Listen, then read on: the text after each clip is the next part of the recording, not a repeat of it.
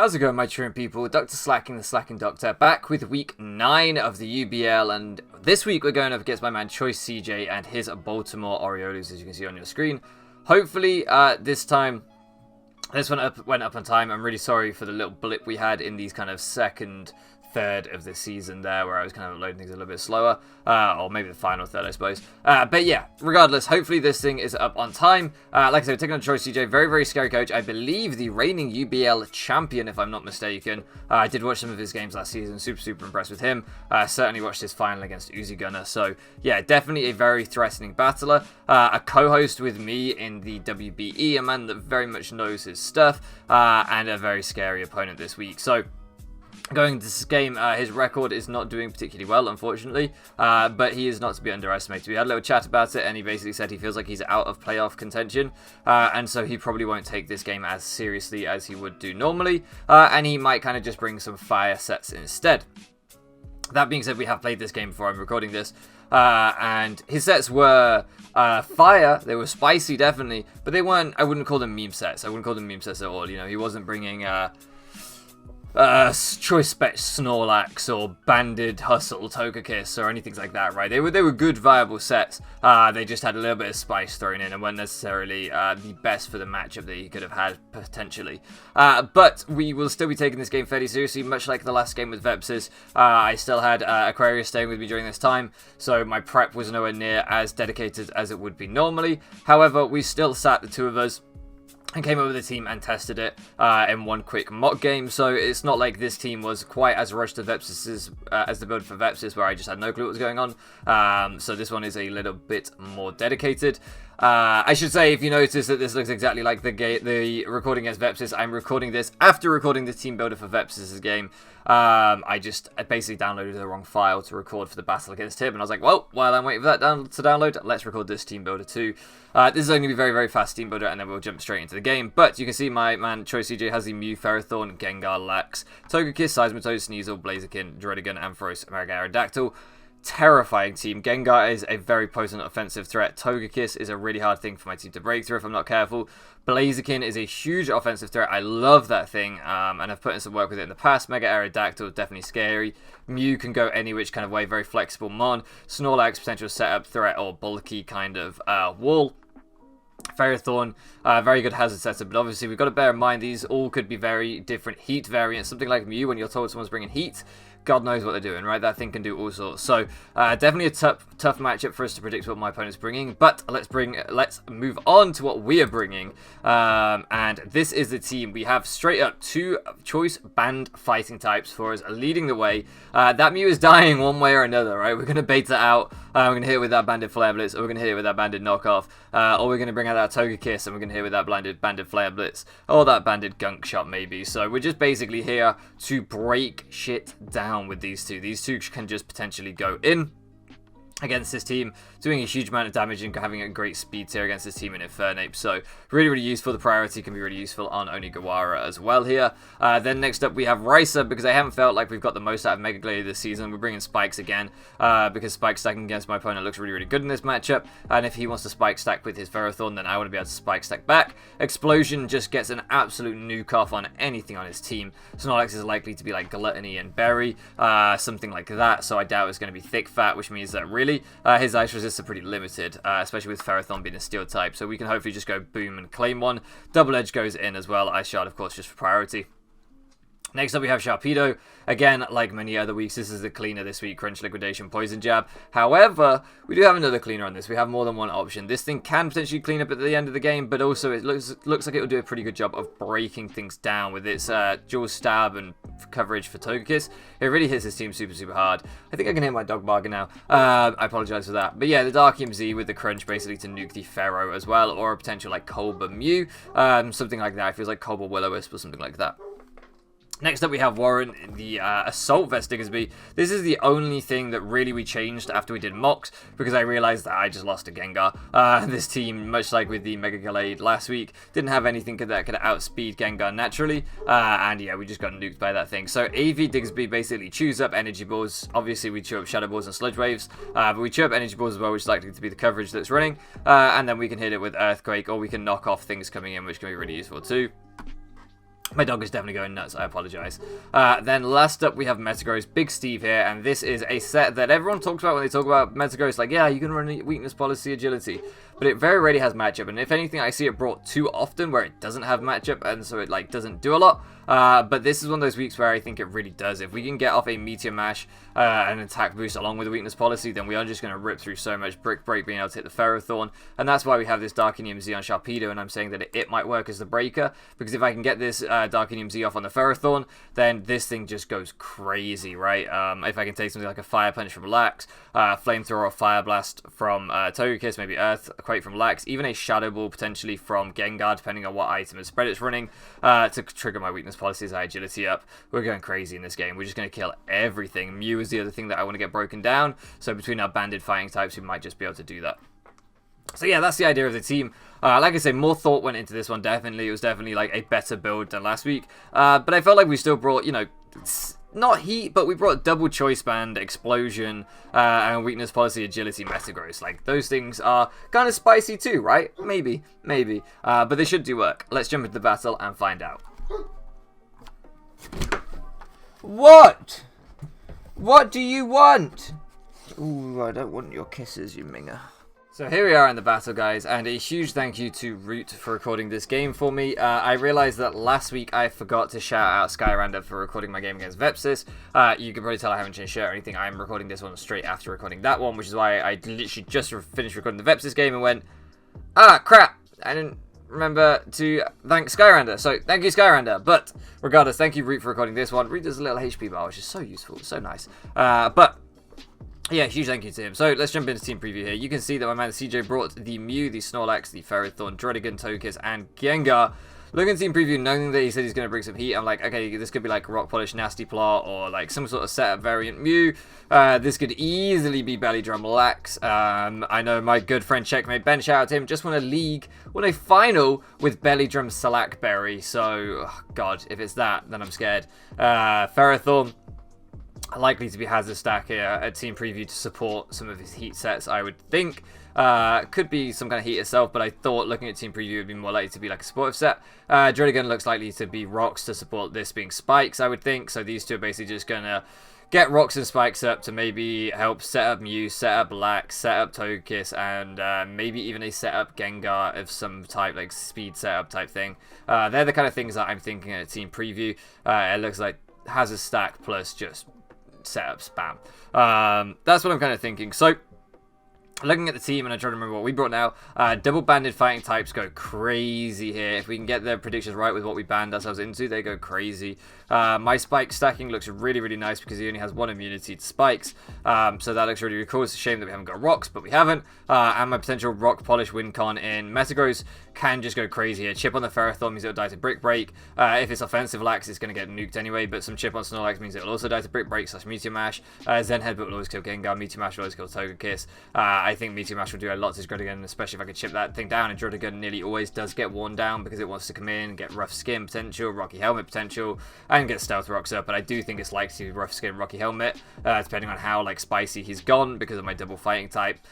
So yeah, with all that in mind, I'm like, okay, Sharpedo and Metagross look like fantastic late game cleaners, especially if I can use Sharpedo to break for the Ferrothorn, then that opens up Metagross, or if I can use Metagross to break for the Sharpedo. Swings and roundabouts, right? Whichever one breaks for the other, something will happen.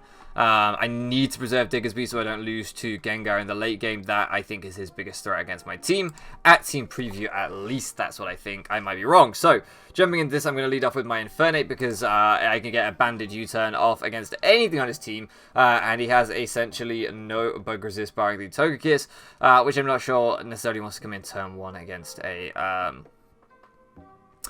I guess he has a Gengar, but Gengar doesn't count, against an Infernape. So, I'm just going to go for the banded U-turn here, expecting him to lead with Mew. That was what I saw in a couple of mocks that I did, or the one mock I did with Aquarius. They always led with Mew. So, I was like, yeah, I thought this was pretty likely. Here, it revealed to be Rocky Helmet. I'm going to be honest, I didn't notice that in the game, didn't notice the Rocky Helmet, so I was still like, I wonder what item this is.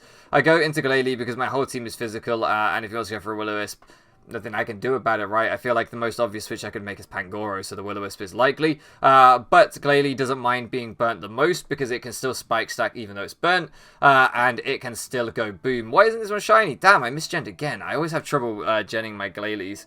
Every time I have trouble genning them, and they end up being not shiny, which is really upsetting.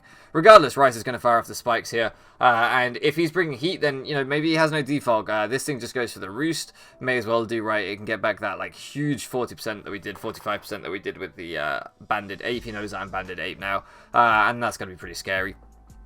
But that means that we can go for another spike.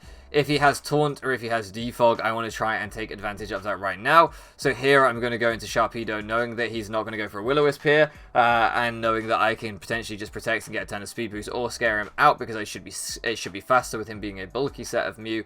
I can potentially just scare him out and get damage out on this Ferrothorn. So now the Ferrothorn is coming in on a round of spikes, and it's going to take a potential crunch here, but I actually go for the Liquidation, expecting the Togekiss to be the switch in, and I want to try and break that Togekiss early. But, like I said, he goes out into the Ferro, and I'm like, oh, damn, okay. This Liquidation does a lot, like, a lot. That might only be at, what, 70% here, but it should be at, like, 85, right? This thing should take, like, 4% from my Liquidation, so I was like, okay, that's weird. So I ran the calcs. I was like, this thing's offensive. This thing has 0 bulk. I'm guessing it's some kind of like SD gyro ball type set. I've seen people run this on the ladder before. It's not good, but it is pretty spicy. So with that in mind, I'm just going to fire off my my Darkinium. If he wants to pivot around again, then fine. Why won't the mouse go away? This is really annoying me. Why will the mouse not disappear? Every time. What is going on? Anyway, if he wants to switch out into Togekiss, I can then Poison Jab him afterwards. Go away. Why do you keep coming back? Alright, this time it seems to have worked. If he wants to go to Togekiss, I can just Poison Jab him the next turn. But hopefully we can just pick up the KO on the Ferrothorn here. It looks like it should kill with his spread from what I can tell from the Liquidation. And we do pick up the KO, so it's like, that's fantastic. That means that Metagross really goes in now. Metagross is looking fantastic. He goes out into Druddigon. I'm like, alright, this could easily be T-Punch. I don't have Ice Fang or anything like that on this. I could just crunch it. But it's almost certainly Rough Skin, Rocky Helmet. So I'm just going to go back into my Glalie, because if you go in for Stealth Rocks, I want to get in before the rocks go up, so that I take as little damage as possible, and I can start hazard stacking on him, and that's exactly what happens here. He still has to fear the Double Edge, because even burnt, like, Double Edge is going to do so much. Explosion is going to do so much. So I'm just going to fire off my Spike here. I feel like that's always my play. He goes out into Snorlax, and I'm like, man, I wish I had Taunt to stop this thing, because this is Curse. That's pretty scary. But I run the calcs, and I'm like, alright, my burnt Explosion into a banded close combat from Infernape should still kill this thing at like +2. So I can go for another layer of spikes here and get all 3 up, and that's fine. That shouldn't do me any harm. So here he goes for the Belly Drum, not the Curse, and I'm like, okay, please do not be Salakberry, because if it is Salakberry, I'm scared. I don't know if it can outspeed Infernape. I didn't run the calcs. I was just like, oh my god, I'm scared. But turns out he's not. He's Figgy Berry. I don't know if it could have outsped Infernape anyway. It seems unlikely. I know when Ben ran it, he had to run Sticky Webs with it to pull it off to get it to +2 speed, essentially, versus his opponent's team. But yeah, we're just going to go for the Explosion anyway. Rob him of his KO with Belly Drum Lax, but also just get a massive amount of chip off. If he goes for the Recycle here, then it's a good play. But he will still be in range of Banded CC from Infernape, so it isn't the end of the world. But he actually goes for the Facade, trying to pick up the KO there. Potentially not having a Recycle on an offensive set. That means that I can go into only Gawara here, and I can click Knock Off, and that guarantees to KO this thing. If he wants to go into anything else, then they're going to have to take a huge Knock Off, and there's nothing on his team that wants to do that. Togekiss is going to lose this item and take a lot of damage. Potential Scarf Togekiss, which it could be. Like I say, I feel like it's either going to be T-Wave, Air Slash, or Scarf, because, I mean, if you're trying to bring Spice, Para Flinching seems like the meme kind of, but still winnable way of doing things. So regardless, he goes into Druddigon and just essentially sacks it, knowing that he can't get this prediction wrong and just lose a mod. And seeing that, well, he doesn't know that I'm banded, I guess, because we crit, but assuming that I'm probably banded, he goes out into Togekiss here, assuming that he could also scare me out. And I'm just going to go out to Warren. We don't take too much from this Air Slash. If he goes for it, we are AV. And I'm now relatively confident of handling the Gengar with the way things are going. I have Bandit, Bullet Punch, and my Agility Metagross in the back, so I feel in a pretty good spot. And he goes for the Air Slash here after going for the Reflect, and I'm like, damn.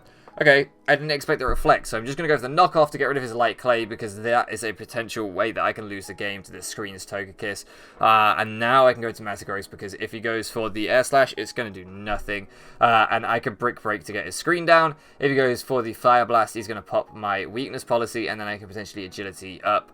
And yeah, just sweep him from that point with the screen being down. If he chooses to pivot out on this thing into something like Snorlax, for example, just to sack it, I'm going to get the screen down and look like a god clicking Brick Break and killing the Snorlax, which is exactly what he does.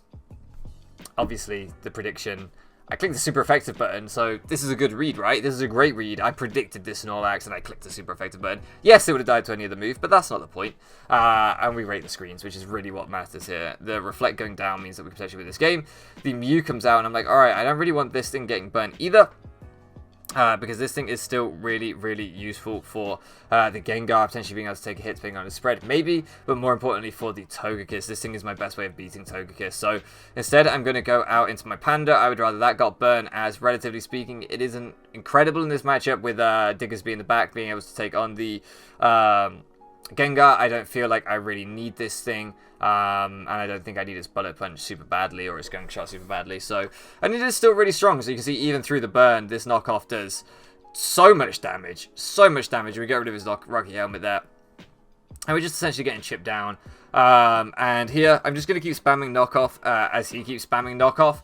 I think he basically didn't want to let me go Infernape for free, because if I went Infernape for free, I could just U-turn and get a kill, and keep my Infernape around. So I think he's just like, alright, I won't let him go Infernape for free. At least that's what I was kind of thinking. And then I was like, I guess he could just be trying to get a screen up on me with his Togekiss to get his Gengar in to potentially, like, sweep me with Gengar. And then I was like, no, I don't think that works, because I'm always going to be able to, like, potentially Brick Break on the Togekiss, or if I then Headbutt the Togekiss as he goes hard Gengar, that puts him in a really tough spot. So I felt like that couldn't be what he was going for. So I was like, I think he's actually trying to set up on me. So I had kind of thought about this at Team Preview, but the way that he played his Mew there, I was like, I don't think he was trying to stop my Infernape from coming in necessarily. That was my first thought, but I was like, he knows I'm not Scarf. He knows that his Gengar outspeeds me, so like, why is he desperate to knock off my item? There must be something else I'm missing here. I know CJ is a very good player despite having a bit of a rough season, so I'm like, what else is he going for? And I was like, oh, I bet this is some kind of setup variant, potentially going for a Z Snatch, I figured, so that he could speed boost and outspeed anything on my team, including the Sharpedo after a Protect. And I was like, yes. That's probably it. He's going to try and make sure he outspeeds my Sharpedo so that this thing can clean with a combination of like Dazzling Gleam, Energy Ball, and Shadow Ball potentially, or something like that. I was like, I didn't really think about that. But I know that I'm fine, because my Diggersby in the back is going to chew hits from this thing, and I can just go for the knockoff here, do huge damage. I'm not going to die to my burn, and I can now fire off the Bullet Punch. Had I switched out there, like fearing the Gengar, that would have put me in a really, really bad spot, letting him just get to +2 like that, although, like I said, Diggersby always would have been able to take it on, but it made more sense just to lose a differential point rather than trying to go hard Diggersby or something, and just make sure that the Gengar got to do nothing this game. So definitely a cool bring by him, but we were able to shut it down really well, even with a burnt Pangoro, because Pangoro is a monster. Only Gawara is crazy. Here we're going to go out to Big Steve, knowing the Togekiss is the last one. I'm just going to fire off the Meteor Mash. I'm not going to mess around. Going for agility is going for any shenanigans like that, right? I'm just going to fire off the Mash. We do outspeed because we made this boy fast so that when we got the agility off, we'd be able to speed most of his team. He goes for the Reflect. I think his play there is essentially to go for the Reflect and hope that I miss the Meteor Mash and that I underspeed him. Unfortunately for him, I outspeed and land both Meteor Mashes, so I'm able to just pick off this Togekiss in the end game here.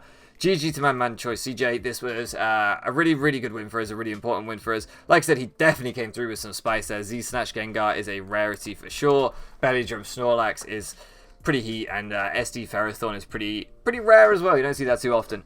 However, I wouldn't necessarily label this a mean game. You know, Screens, Togekiss, Rocks, Rough Skin, Rocky Helmet, Dreadigan, Defensive, SD, Defensive Will-O-Wisp, Mew, things like that are actually good brings. This man definitely looked at the matchup and did some like logical prep right. He didn't just slap on random sets and go, there's some memes. So respect to him for still bringing a very, very viable team that caused me some issues and I had to play carefully around. Definitely was a tough game despite his kind of heat build. So yeah, GG to him. Hopefully you guys enjoyed this one. This does secure us our spot in playoffs. This win guarantees that. So your Bowland Bovines will be in the UBL playoffs this season. I can't wait. I'm so super excited for that. We are still battling out for even potential top seed. It's not out of the realms of possibility that we could win top seed, depending on how OPJellicent's results go, depending on how DietTight results go, and depending on how Vepsis results go. But basically, it is us four vying it out. I believe all of us going into this week sitting at like a 6 or 7 and X record. I think this win took us to 7 and 2, right? Yeah. So last week, I believe Diet and OPJellicent were 1 win ahead of me, and I think Vepsis was level with me, I think. So it was all kind of quite close going into these final few weeks. So, as always, check out the other UBL coaches down in the description if you want to see who else is kind of fighting it out for that top seed with us. GG again to my man CJ. Thank you so much for loafing around with me, and I'll catch you again next time.